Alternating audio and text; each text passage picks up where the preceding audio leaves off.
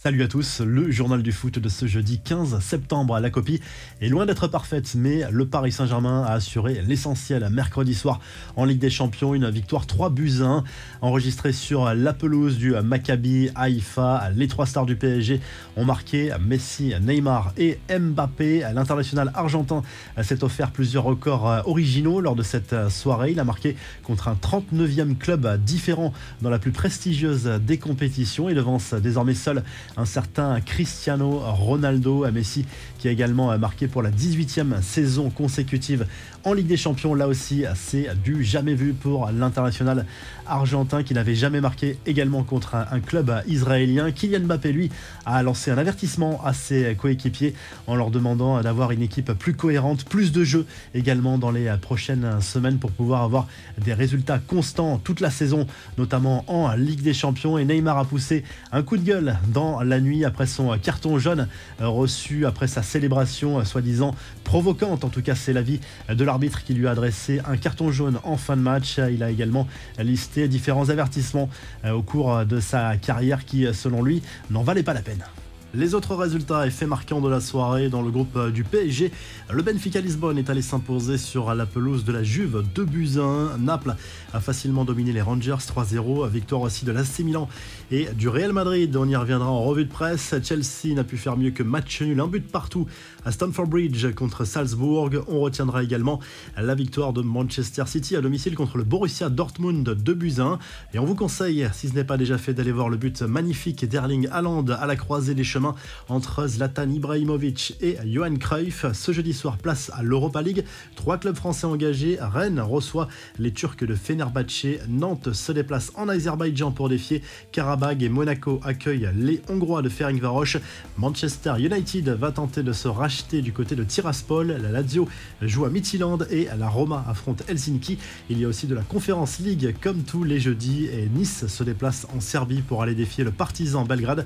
Les 4 équipes du groupe sont à 1 point avant ce match. Les infos en bref, les suites de l'affaire Paul Pogba. Mathias Pogba, son frère aîné, a été placé en garde à vue comme plusieurs autres individus. Lui conteste fermement toute participation au fait de séquestration et d'extorsion avec armes dont son frère aurait été victime. Les enquêteurs, eux, soupçonnent Mathias Pogba d'avoir dirigé les opérations. Selon eux, il a pu donner des informations permettant de localiser son frère et faire le lien avec d'autres suspects, tous des amis de longue date.